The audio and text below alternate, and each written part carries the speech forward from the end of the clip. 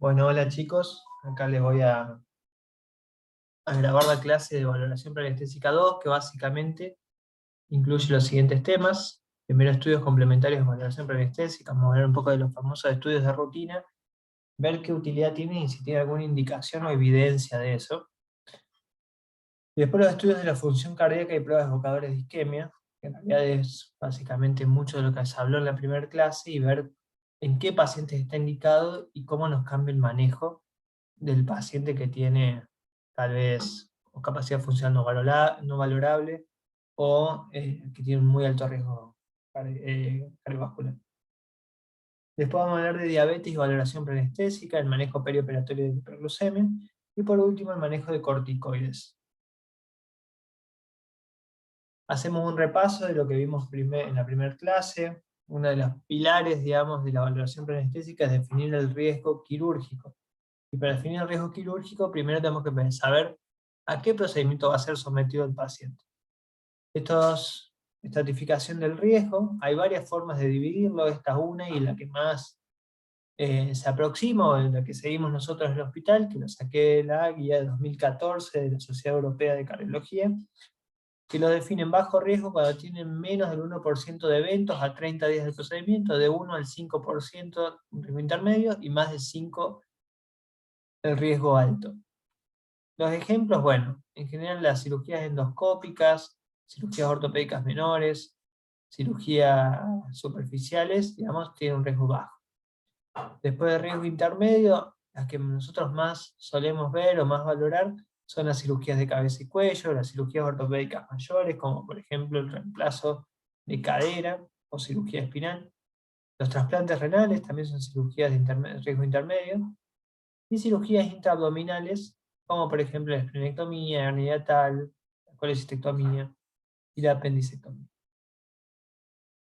Y de alto riesgo tenemos todas las cirugías de mi abdomen superior, las cirugías abdominales mayores, como por ejemplo la hepatectomía, la cirugía gástrica, la cirugía esofágica, cirugías de la aorta, entre otros.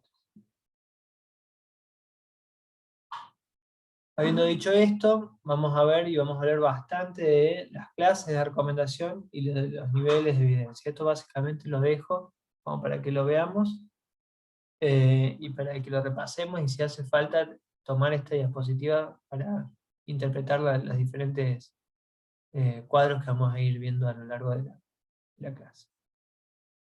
Bueno, entrando en lo que es estudios complementarios y estudios de rutina, se ha demostrado que el riesgo quirúrgico promedio es extremadamente bajo entre los pacientes sanos.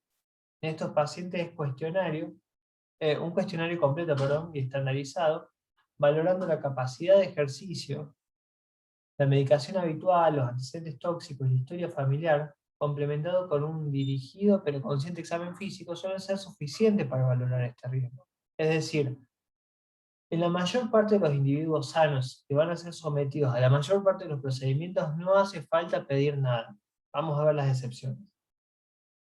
Se ha generalizado el uso de métodos complementarios de rutina, y esto es una tendencia que viene desde hace bastante tiempo. Pero hay ensayos clínicos aleatorizados, que ya tienen bastante años, algunos más de 40, que dicen que esto no tiene ningún fundamento. Tampoco llevan a ningún cambio en la interpretación de los resultados, ni tampoco en conductas específicas de cara al procedimiento, incluso conductas específicas posteriores. ¿Y por qué no pedir estudios de rutina? Bueno, la primera respuesta que uno se origina cuando se hace esta pregunta es una cuestión económica. Pero además estamos agregando morbididad a pacientes que tal vez no la tienen y la posibilidad de encontrarse con resultados falsos positivos es muy alta. Uno dice que tiene un 5% de probabilidad de encontrarse con un falso positivo cuando pide un estudio. Pero pensemos la cantidad de estudios que incluye esta rutina y las diferentes variables, ya sea en glóbulos blancos, rojos, plaquetas, función renal, todo. Entonces ese porcentaje del 5%, el riesgo de encontrar un dato alterado en eso se hace mucho mayor. Otra pregunta que nos hacemos es el tiempo de validez que tienen los estudios de laboratorio. Cuando esto se considera necesario, es razonable confiar en los estudios que se hayan hecho dentro de los últimos 4 meses, salvo que haya algún cambio clínico en el estado del paciente. Ahí les agrego una bibliografía que habla de esto, es del 90, y en esta bibliografía, en esta cita, lo que se encontró es que en pacientes en los cuales hubo un cambio significativo del laboratorio, hubo algún predictor clínico que nos hubiese permitido anticiparlo e identificarlo. Es decir, hubo algún cambio en el estatus clínico del paciente que nos hubiese fundamentado pedir ese laboratorio, y si ya tiene los últimos 4 meses y no hubo ningún cambio, no haría falta eh, mayor análisis. Vamos a ir punto por punto sobre cuál es, digamos, el fundamento de pedirlo y cuándo hay que pedirlo. Este es un enfoque que define UpToDate, basado en varias citas bibliográficas y en estudios viejos.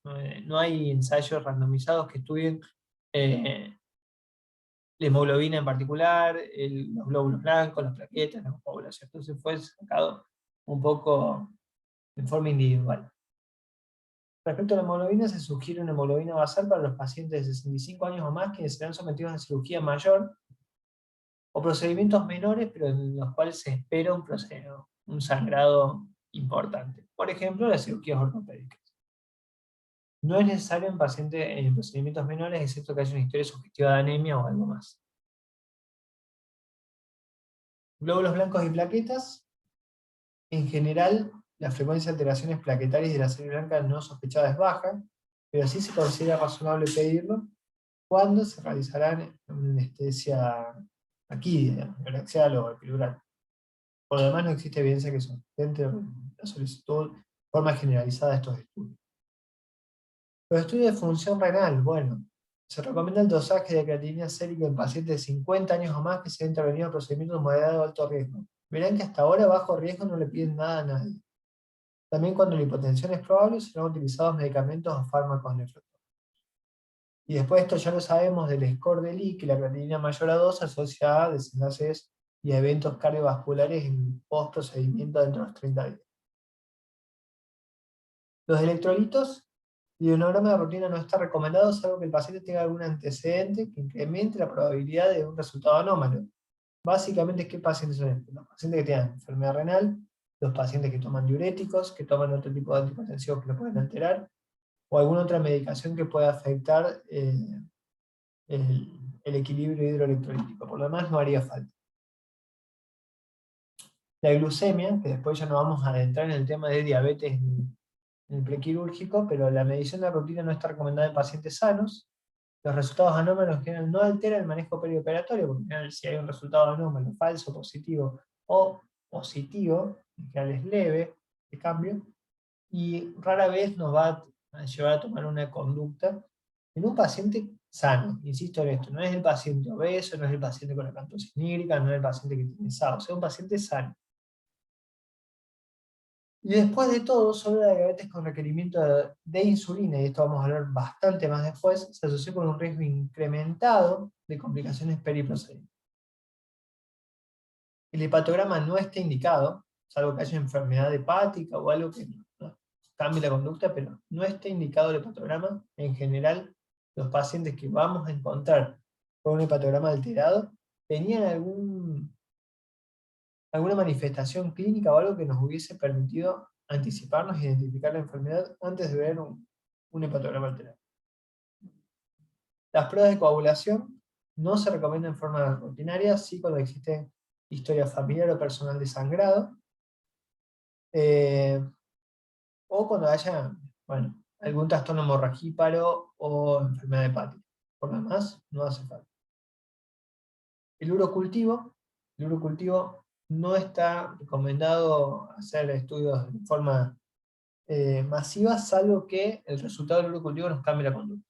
Básicamente, cuando hay invasión de la vía urinaria, y muchos incluyen aquí las cirugías ortopédicas con colocación de prótesis, porque hubo un estudio viejo ya, pero un estudio que demostró un aumento en el índice de infecciones protésicas en pacientes que tenían puros cultivos positivos al ingreso o pre-procedimiento.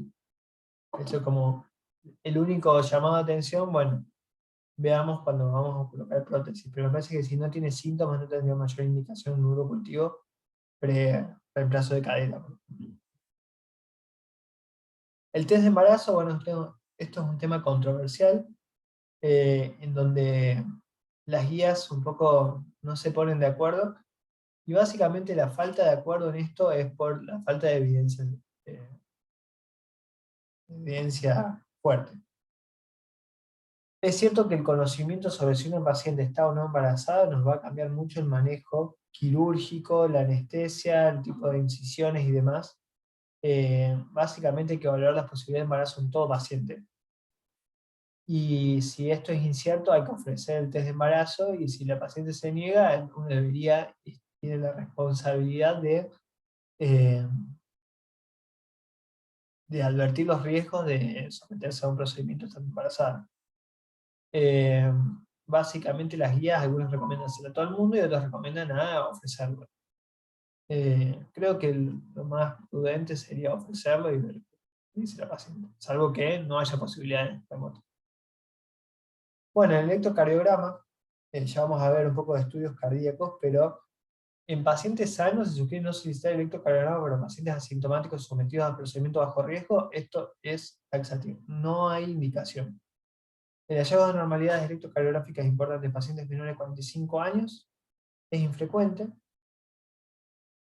La guía de la American Heart establece que el electrocardiograma no es útil en pacientes asintomáticos para procedimientos de bajo riesgo, y la guía europea dice lo mismo, ya lo vamos a ver, y se recomienda un electro de 12 derivaciones a pacientes que tengan enfermedad coronaria conocida, alguna arritmia o enfermedad arterial periférica, ACV u otra enfermedad estructural cardíaca. Esto para procedimientos de moderado y alto riesgo. Para procedimientos de bajo riesgo no está indicado. La radiografía de tórax. Bueno, el American College recomienda esto, digamos, la radiografía de tórax en pacientes con enfermedad cardiopulmonaria, aquellos mayores de 50 años que sean sometidos a cirugía o aórtica abdominal, cirugía de abdomen superior o tórax. La American Heart agrega la indicación de pacientes mayores con un índice de masa mayor de 40, aunque la evidencia a favor de esto es de muy baja calidad, y en realidad los hallazgos no terminan mucho de cambiar el, digamos, la conducta o las decisiones en el prequirúrgico. Acá les agrego una tabla, esto lo saqué de las guías NICE, y básicamente la guía de la Sociedad eh, Británica de Anestesistas lo agrega en el 2018 y dice: atengámonos a lo que dice las guías NICE del 2016, y básicamente acá está bueno porque te divide cirugías menores, cirugía intermedia y cirugías mayores. Ojo que no es la misma división que hace la guía europea. Acá, por ejemplo, los reemplazos articulares son cirugías mayores, las tiroidectomías también, y las otras más o menos coinciden. Y lo divide por ASA 1, 2 y 3. Es decir, si el paciente es sano, ASA 1; si el paciente tiene una enfermedad que está controlada, ASA 2; o el paciente tiene una comorbilidad compleja y que afecta o no, digamos, el riesgo de vida ASA 3 o 4, y actúa en consecuencia de eso. Me parece que está bueno, y está como para leerlo un poco para tomar algunas ideas de acá. Bueno, habiendo dicho esto, en un paciente en general sano y algunas normativas generales de los pacientes enfermos, vamos a entrar en lo que son los estudios de la función cardiovascular.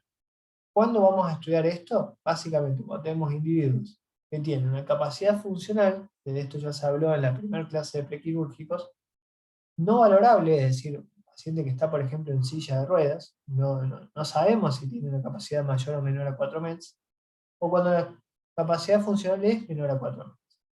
¿Y a esto qué le tenemos que agregar? Bueno, tenemos que ver los factores de riesgo en este índice de riesgo cardíaco, que básicamente son los mismos factores de riesgo que incluye el score de Lee, sacando las cirugías de alto riesgo. Entonces, si el paciente tiene historia de cardiopatía isquémica, ya sea IAM o no IAM, historia de insuficiencia cardíaca, ACV, afectación de la función renal con creatinina mayor a 2, o diabetes, pero diabetes que requiere insulina. Estos son los factores individuales que nos van a llegar y nos van a ayudar a la toma de conductas respecto a los estudios de la función cardíaca.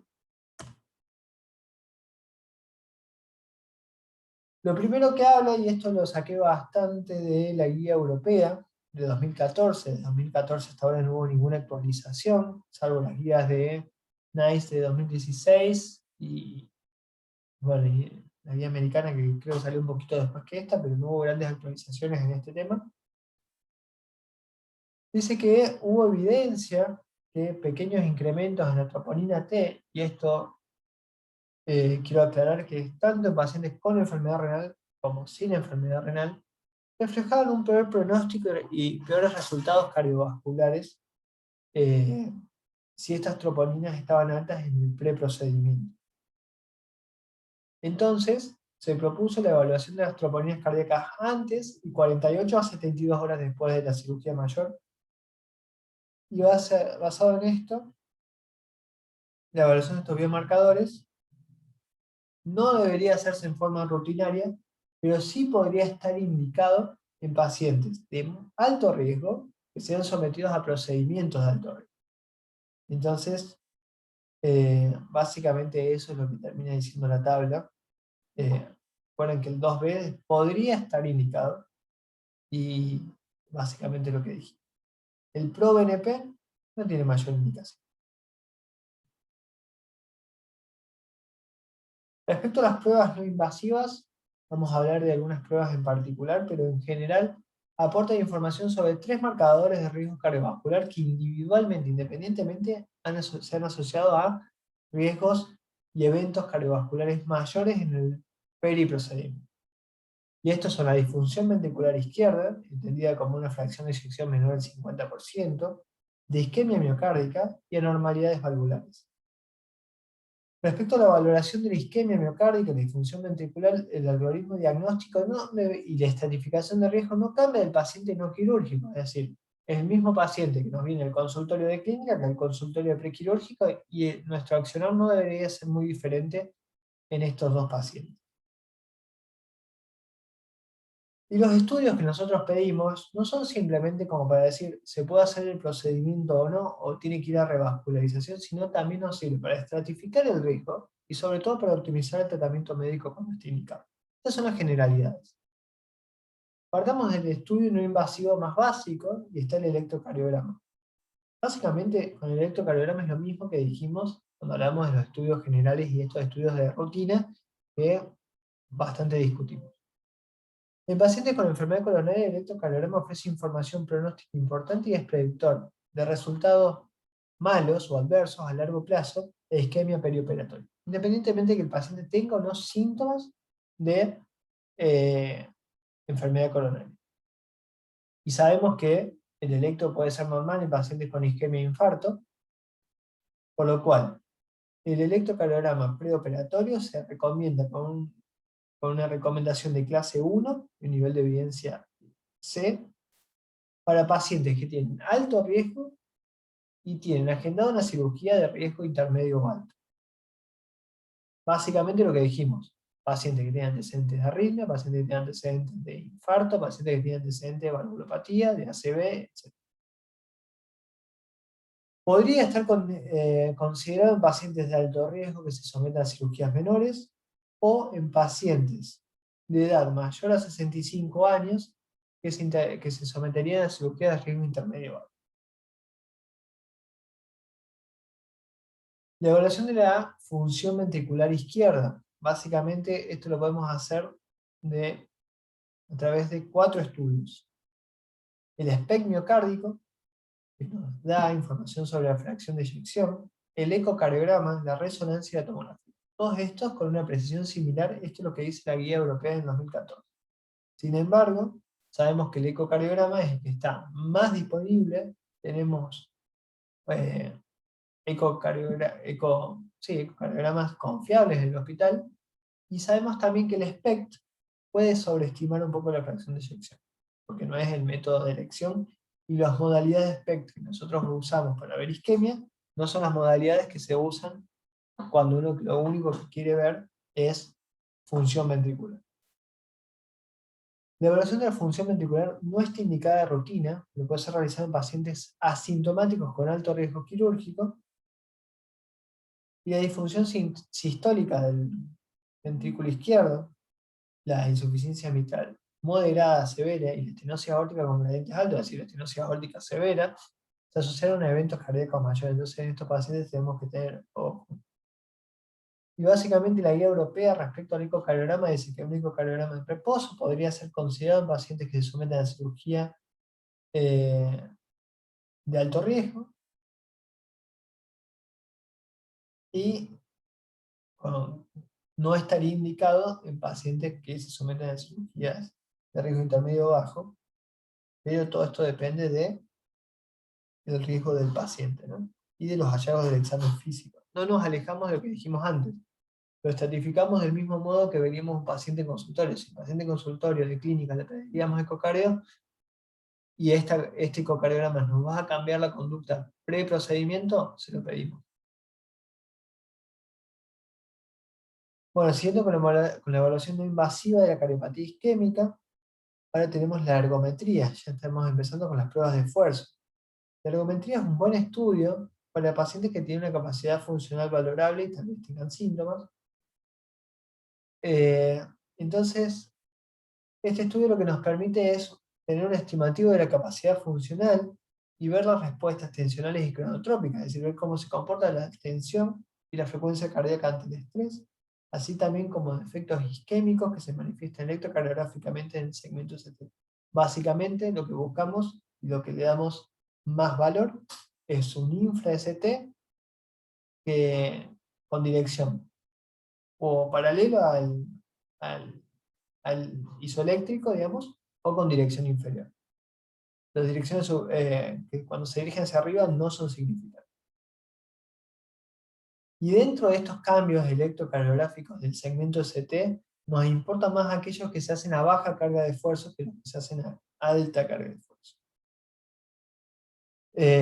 Dado que los que se producen con baja carga de ejercicio se asociaron con mayores eventos cardíacos, pero los que se produjeron con alta carga de esfuerzo también se asociaron a eventos cardíacos mayores respecto a los estudios normales.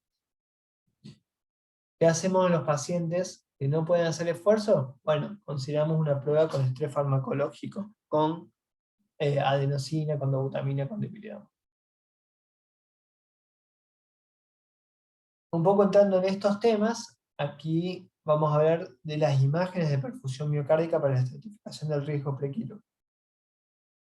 Para esto se realizan imágenes tanto en estrés como en reposo para identificar estos defectos reversibles. ¿Qué quiere decir esto? Es decir, en reposo vemos la perfusión miocárdica, tal vez conservada, con algunos defectos, que al estrés estos defectos o se profundizan o aparecen, y esto quiere decir que es un defecto reversible, que solo se produce ante el estrés, ante frecuencias cardíacas más altas, o ante lo que se produce el lipidamol, que no es isquemia en sí mismo, sino una hipoperfusión relativa.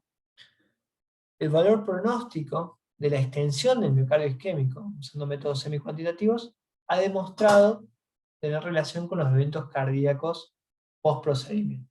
Básicamente, cuando la isquemia miocárdica es menor al 20%, estos pacientes tienen un riesgo similar a los pacientes que tienen resultados normales, pero se tiene que optimizar el tratamiento. Diferente es cuando tienen isquemias del 20 al 50%, donde los eventos cardiovasculares son significativamente mayores. Este estudio, que está en la imagen, es un SPECT miocárdico, una cámara gamma, y aquí lo que estamos viendo es en un eje corto, vemos desde el ápice hacia la base.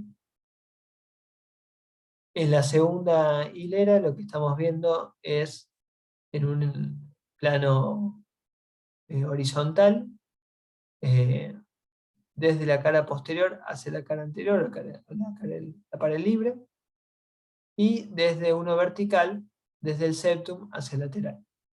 Los hallazgos de este paciente se identifican de esta manera. Esto lo hago un comentario rápido para los chicos. Eh, Tenemos en la primera hilera, la primera fila, el estrés, es decir, las imágenes tomadas durante el estrés con frecuencias cardíacas altas, y la segunda, durante el reposo. Vemos que durante el reposo, cómo se va pintando, cómo va captando el radionucleótido, el corazón, y durante el estrés vemos ciertos defectos. En este caso, en el ápex, en este caso, bien, digamos, en la pared libre, acá lo vemos pintado, por ejemplo, de aquí no, y en este caso, en la cara lateral. Básicamente este paciente, después lo vi en el artículo, no traigo la imagen, pero tenía una obstrucción de la primera marginal del ascendente anterior del 90%. Pero lo que vemos es que es reversible, es decir, que es plausible de revascularización. Entonces eso es lo que nos importa a nosotros. Un paciente que tenemos cosas para hacer y básicamente tenemos que valorar si tiene capacidad funcional o no, si tiene ángulo o no, y demás. Este estudio nos da otra información, dijimos que nos habla de fracción de eyección y otros signos indirectos de, de defectos en la perfusión son la dilatación reversible o temporal, digamos, del ventrículo izquierdo. A veces se ve el ventrículo izquierdo más grande, más dilatado, y eso en realidad es un artefacto que se da por la isquemia subendocárdica. Y lo otro es la captación pulmonar. Cuando vemos estas cosas, cuando dicen dilatación reversible del ventrículo izquierdo, cuando nos dicen que tiene captación pulmonar en estudio, es un paciente que tiene defectos de perfusión. Otro estudio que se hace es el ecoestrés. El ecoestrés, tanto con ejercicios como con drogas, ha sido ampliamente utilizado para la evaluación de riesgo cardíaco prequirúrgico y combina información sobre la función del ventrículo izquierdo en reposo, anormalidades valvulares y la presencia y extensión de isquemia inducible por estrés. Básicamente, ¿qué es el ecoestrés? Es una ergometría, es decir, se pone el paciente en una bicicleta, se lo hace pedalear con el mismo protocolo que se hacen las ergometrías y se van tomando imágenes en reposo, en un primer esfuerzo, en un segundo esfuerzo y en la recuperación, con el objetivo de alcanzar la frecuencia máxima teórica y ver cómo actúa el corazón, sea en su motilidad segmentaria como global y en su función sistólica en estas frecuencias cardíacas altas. Básicamente los estudios que hay sobre ecoestrés y prequirúrgicos hablan de que cuando hay una isquemia que se dispara con menos del 60% de la frecuencia cardíaca máxima teórica, se asocia a mayor riesgo de eventos cardiovasculares. Está contraindicado en pacientes con arritmias severas, hipertensión o hipotensión. Es un estudio que tiene un muy alto valor predictivo negativo, es decir, un buen estudio de ecoestrés que no tiene isquemia, que no tiene defectos en la motilidad segmentaria, que no tiene caída de la fracción de la función sistólica a altas frecuencias cardíacas o frecuencias cardíacas entre submáximas y máximas, submáximas, recordemos que el 80% de la teórica, máximas el 100%, nos habla de que el paciente muy difícilmente tenga isquemia. Pero tiene un valor predictivo positivo bajo también, es decir, muchos positivos que nosotros vamos a ver por ecoestrés pueden ser que no lo tengan.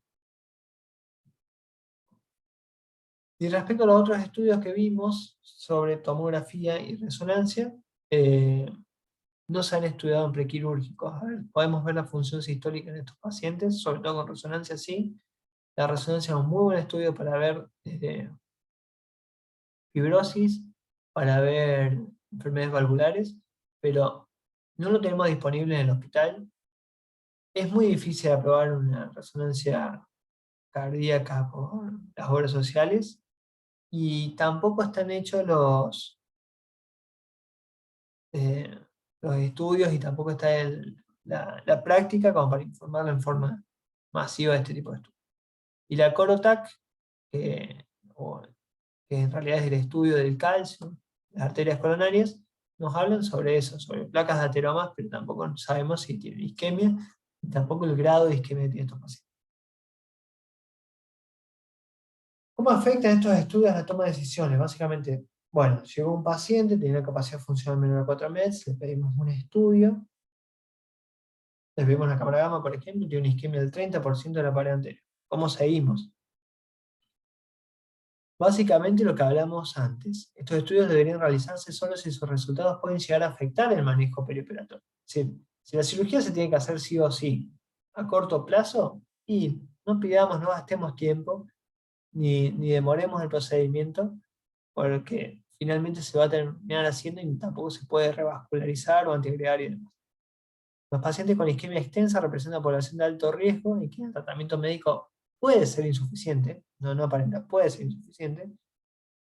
Entonces, en estos pacientes y con cirugías electivas, aunque pueden demorarse el tiempo, se consideraría la revascularización. Pero recordemos que revascularizar un paciente implica demorarle la cirugía no menos de 3 meses, porque tiene que estar doble antiagregado y no puede suspenderlo porque tiene un riesgo de trombosis del stent muy alto.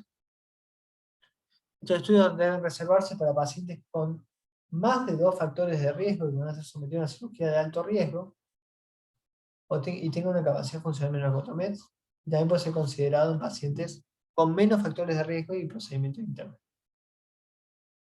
Eh, bueno, básicamente eso, digamos. Tengamos en cuenta que cuando pidamos estos estudios veamos qué nos va a cambiar la conducta o si es un paciente muy limítrofe queremos terminar de estratificar el riesgo del procedimiento del paciente. Bueno, cambiando de tema, vamos al manejo perioperatorio del paciente diabético. Frente a un paciente diabético que va a ser sometido a una cirugía, tenemos que hacer una evaluación cuidadosa de este paciente, dado que es un paciente complejo. Y básicamente el principal riesgo que tienen estos pacientes es de enfermedad coronaria, y sabemos la asociación que tiene esta con eventos cardiovasculares, infecciones y mortalidad cardiovascular periprosaica. Asimismo, el control glucémico de un paciente quirúrgico se ve dificultado porque es un paciente que va a estar en ayuno desde el día anterior. La anestesia se asocia a insulinoresistencia en algunos casos. Muchas veces el estrés quirúrgico aumenta las glucemias. Muchas veces las dosis de esteroides que a veces se hacen con no mucha indicación terminan afectando el control glucémico de estos pacientes en el postprocedimiento. Básicamente, ¿qué tenemos que hacer con un paciente diabético? Bueno, tenemos que evaluarlo en forma consciente, como dijimos, y focalizado en la evaluación cardiopulmonar, que es donde van a estar las principales complicaciones de este tipo de pacientes. También tenemos que evaluar el control glucémico, y esto lo vamos a hacer a través de la glucemia y de la hemoglobina glicosilada, indagando sobre eventuales hipoglucemias, y si estas están presentes, va a evaluar qué tan frecuentes son, cuántas veces se repiten en el tiempo y en qué momento del día son, y la severidad de esto. Hay que detallar el tratamiento antidiabético, especialmente aquellas medicaciones que pueden generar hipoglucemias, sobre todo insulinas, sulfonilureas, y en nuestro medio no son tan usadas, pero las meglitinidas también. Asimismo, tenemos que tener en cuenta las características del procedimiento, tales como el tiempo de ayuna. No es lo mismo un procedimiento abdominal que un procedimiento menor en piel o un procedimiento endoscópico. El tipo de cirugía, cuánto tiempo va a estar en cirugía el paciente, la duración del procedimiento y el tipo de anestesia. Por lo que dijimos antes, si va a requerir una dosis de estrés, si va a estar mucho tiempo en la sala del paciente, que se asocia a mayor estrés y mayor dificultad para manejar la glucemia después, etc. ¿Qué métodos complementarios solicitamos en un paciente diabético? Bueno, acá UpToDate se contradice un poco con lo que venía diciendo antes. Un paciente diabético bien controlado, un procedimiento menor, no debería hacer falta el electrocardiograma. Vamos a cuenta que un procedimiento de moderado o alto riesgo, un paciente diabético, le pedimos el electrocardiograma, le pedimos creatinina sérica sí, y una hemoglobina glicosilada si esta no está en los últimos 3 meses, además de la leucemia plasmática.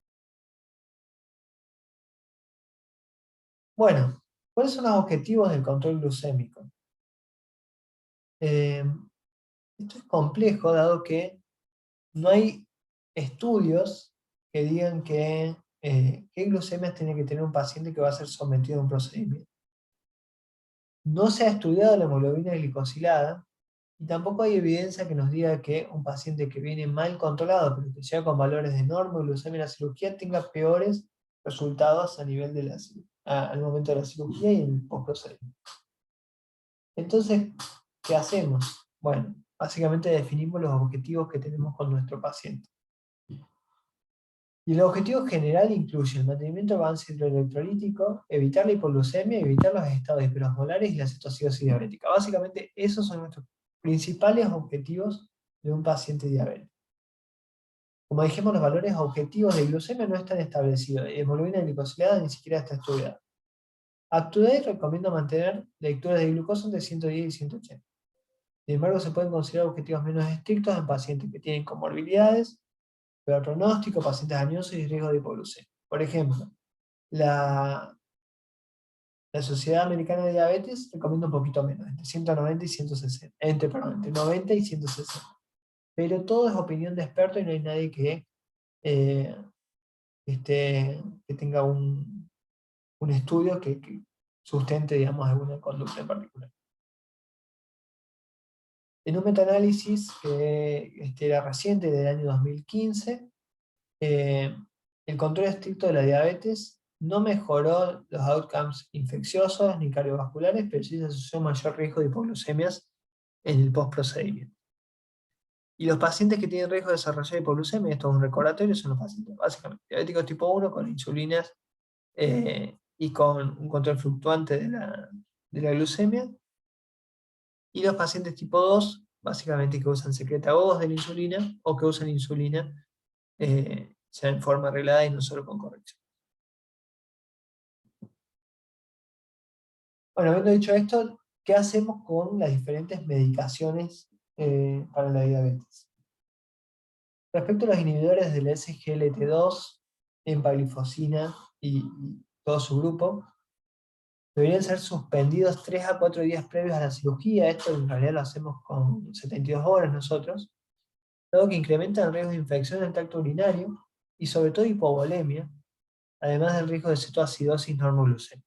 La metformina está contraindicada en condiciones que incrementan el riesgo de hipoperfusión tisular eh, y hipoperfusión renal, además de la acidosis láctica. Entonces, en estos pacientes, lo que tenemos que hacer es suspender la metformina 48 horas previas al procedimiento. Ya hablamos de los secretagogues de la insulina que pueden causar hipoglucemia, también suspenderlos 24 horas previas al procedimiento, que es su vida media. Los sensibilizadores, como las tiazolinidinedionas, puede causar retención de líquidos y edema periférico, aumenta el riesgo de insuficiencia cardíaca. Y sabemos que los IDPP4 y los análogos de la GLP-1 pueden alterar la motilidad intestinal, entonces se pueden asociar a más náuseas y vómitos periprocedimiento, por lo cual sería suficiente con suspenderlos el día previo. Básicamente, en resumen, recuerden que las glifosinas suspenderlas 3 días antes, la metformina 2 días antes y el resto con un día antes sería suficiente. Bueno, el manejo de la medicación antidiabética respecto a las insulinas. Los pacientes usuarios de insulinas, tanto aquellos con diabetes 1 como con diabetes 2, tienen un riesgo mucho más alto de cetoacidosis diabética y deben tener un aporte de insulina basal todo el tiempo. Bien, esto tenemos que recordarlo, sobre todo en los pacientes diabéticos tipo 1. No pueden quedar sin insulina. Controles y correcciones con un paciente diabético tipo 1 es un error que nos puede llevar a un problema posterior. ¿Qué hacemos entonces con los pacientes que están recibiendo insulina? Los que reciben insulinas lentas en una única dosis pueden continuar con su dosis si ya está bien ajustada y no están desarrollando hipoglucemias. Y si se están despertando con valores seguros durante la mañana. Cuando se encuentra bajo, se puede bajar 10 al 25% el día previo al procedimiento. Cuando usan 2 dosis, continuar con el régimen usual, y si hay preocupación acerca de hipoglucemia, considerar reducir ambas dosis del 10 al 25%, o se podría considerar bajar la dosis previa. Cuando usan esquemas de dosis basal y prandial, lo mismo. La insulina basal administrada durante la noche la bajamos el día pre-procedimiento del 10 al 25%, y las dosis preprandiales se dejan de utilizar durante el momento del ayuno. Los preparados mixtos, reducir la dosis un 20% la noche previa al procedimiento y un 50% la mañana del procedimiento que el paciente ya está en ayuno, salvo que se despierte con menos de 120. En ese caso, no aplicar insulina y, bueno, básicamente un control estricto de la glucemia después. Y a bomba de infusión continua, no tendría que tener cambios, siempre y cuando el catéter, la bomba, pueden seguir funcionando durante la cirugía. Si el paciente prefiere suspender la bomba, se debe colocar una insulina basal 2 a 3 horas previas, lo mismo que hacemos en el piso. Es decir, no poner la insulina y suspender la bomba, sino superponer estos para que tenga el inicio de acción de la insulina lenta, de la basal, justo cuando uno va a apagar la bomba y no tenga esta insulinopenia que nos exponen a cetocidosis diabética en el momento que se apaga la bomba. Respecto a los cuidados postoperatorios de la diabetes. Bueno, hay que realizar un control de la glucemia al menos cada 2 horas hasta que el paciente esté despierto. Recordemos que muchas veces es el mismo paciente que nos alerta de los síntomas de hipoglucemias. El paciente que está intubado, el paciente que está dormido, no puede hacerlo. Entonces hay que hacer control de la glucemia, y aquellos pacientes que todavía están bajo efectos anestésicos, por más que estén vigil, pero por ahí desorientados, hay que seguir con controles de glucemia.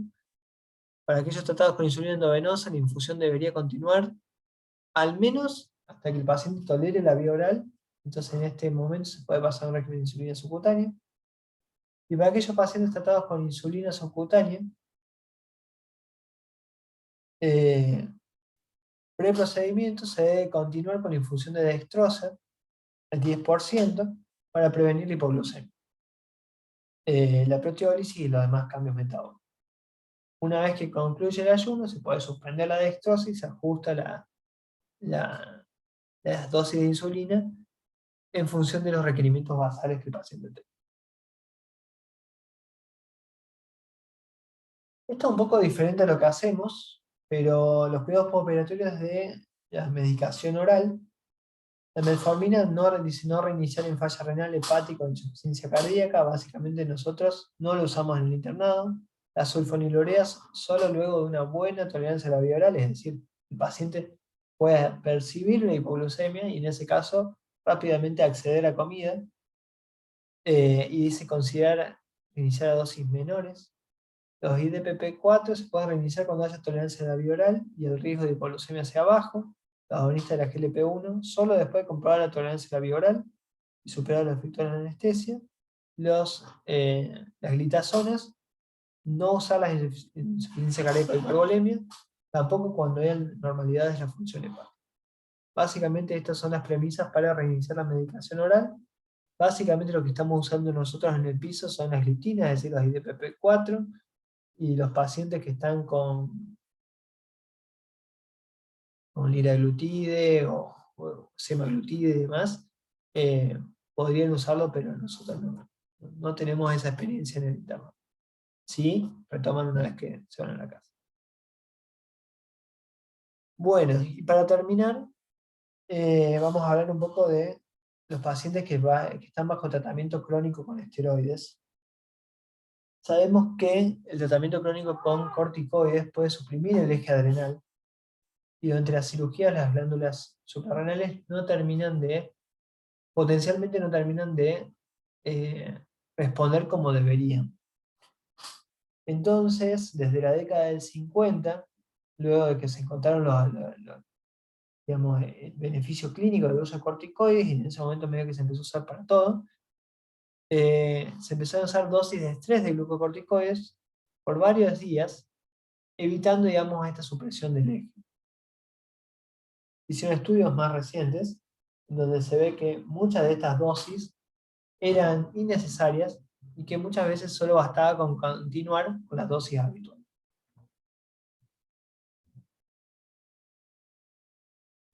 ¿Y por qué, digamos, dejar de hacer dosis de estrés? Bueno, sabemos que los corticoides, y lo vemos ahora, y sobre todo con los pacientes COVID, que los corticoides no son gratuitos para el cuerpo y se asocian a muchas complicaciones.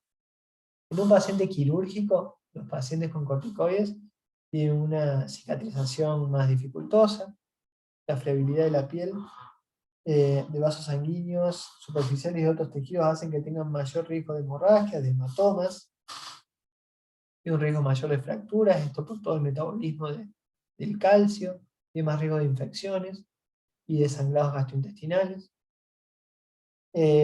Bueno, las hiperglucemias, un poco de lo que veníamos hablando antes.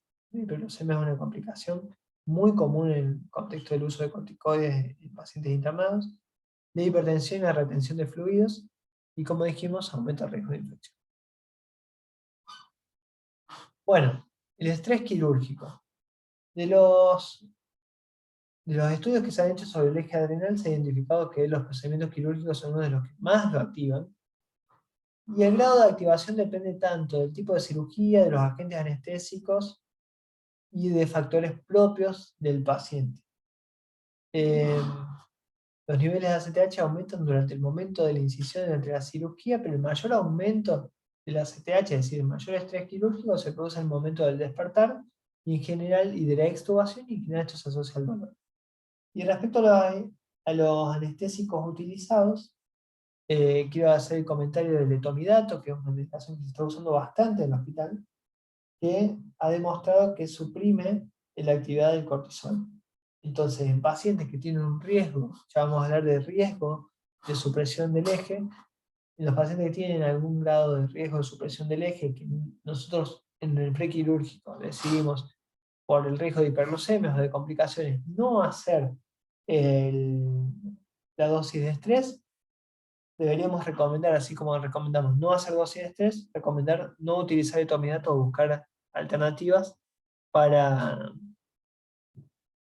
bueno, para disminuir el riesgo de supresión del eje. Un poco lo que hablamos, dijimos que los procedimientos quirúrgicos se asocian a activación del eje. Y bueno, la secreción basal de cortisol está entre 8 a 10 miligramos día, pero vemos que en procedimientos menores esto se incrementa a 50. En procedimientos de gran estrés quirúrgico tiene respuesta corticoidea mayor y se normaliza recién al quinto día postoperatorio.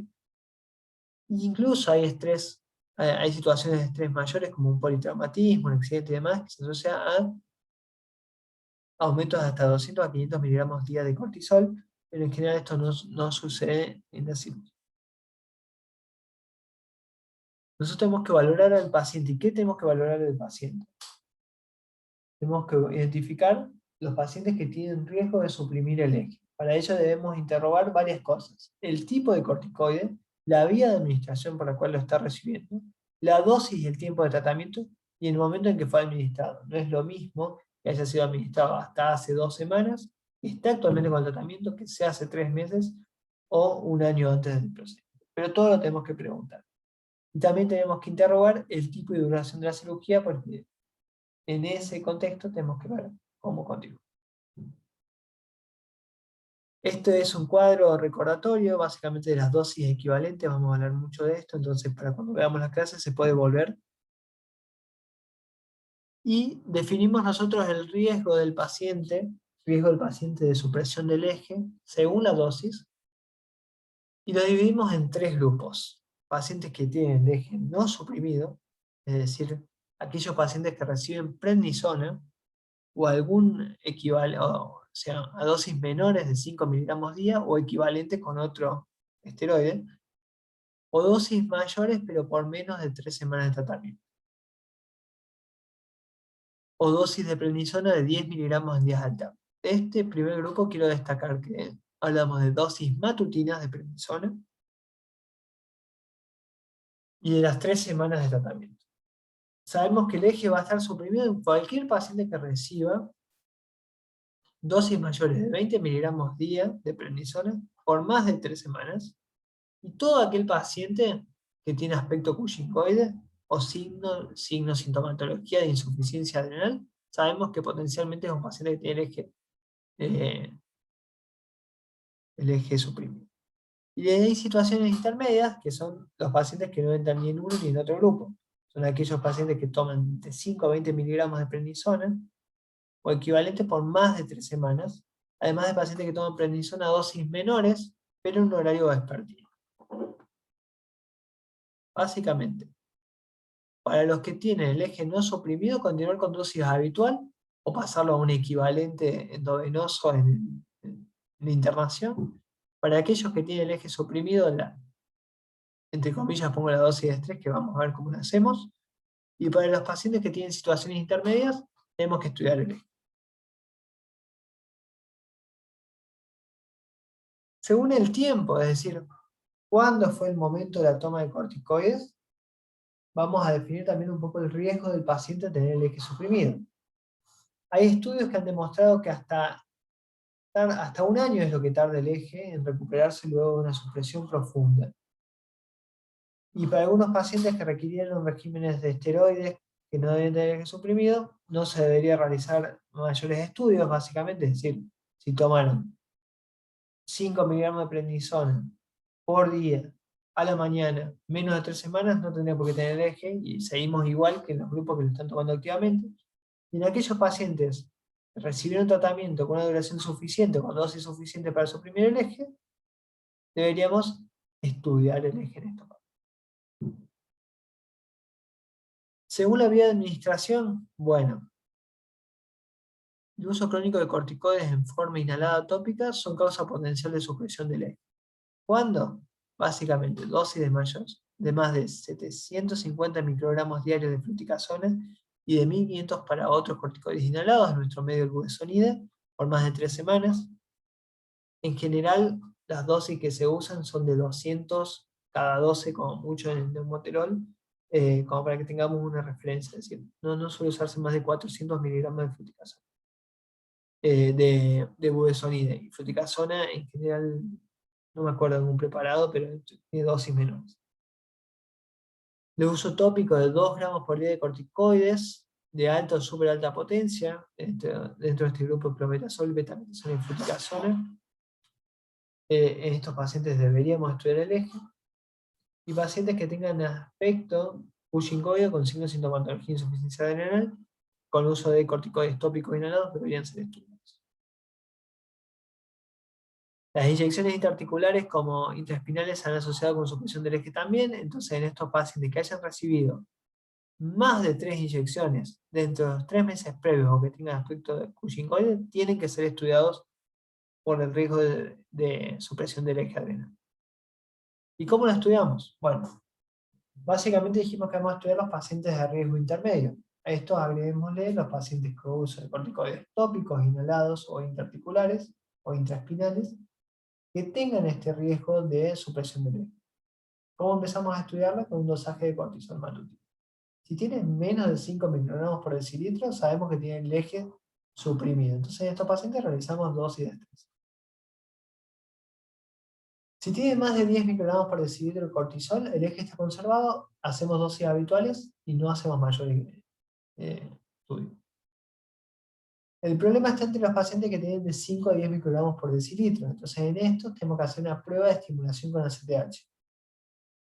¿Qué es esta prueba? Se administran 250 microgramos de ACTH y se estudia el cortisol a la media hora. Si el cortisol es menor a 18 tras la estimulación, tiene un eje suprimido y hay que hacer dosis. Si el cortisol es mayor a 18, tiene eje conservado y hacemos las dosis habituales. Bueno, esto lo saco de UpToDate. ¿Cómo hacemos las dosis de estrés? Vamos a tomar la guía de la Sociedad Europea, porque en realidad los ejemplos son los mismos, de procedimientos menores, procedimiento de riesgo moderado, procedimiento de riesgo alto. Dijimos que tiene que ver con el tiempo de la cirugía, el tipo de cirugía, el tiempo de la anestesia y el tipo de anestesia. Entonces, para procedimientos menores que tengan indicación de dosis de estrés, así que tienen riesgo de supresión del eje, para procedimientos menores no hace falta hacer nada especial, sino tomar la dosis usual. Para procedimientos de riesgo moderado, y esto pone como ejemplo la revascularización de extremidades inferiores, un reemplazo de rodilla, dice tomar la dosis habitual, dar 50 miligramos de hidrocortisona postoperatorio, no, perdón, preoperatorio, y 25 miligramos de hidrocortisona cada 8 horas el primer día. Luego, la dosis habitual. Y para procedimientos quirúrgicos mayores o con mayor riesgo de estrés, como por ejemplo la esofagectomía, una proctocolectomía total, una cirugía corazón abierto, la dosis habitual, 100 miligramos intravenosos de hidrocortisona antes de la inducción en la anestesia y 50 miligramos cada 8 horas por 24 horas. Luego, ir bajando la dosis a la mitad hasta lograr la dosis mantenimiento. La bibliografía, bueno, es esta, es parte, algunas las fui nombrando, y no mucho más. Muchas gracias, chicos. Perdón por la demora para cargar la clase.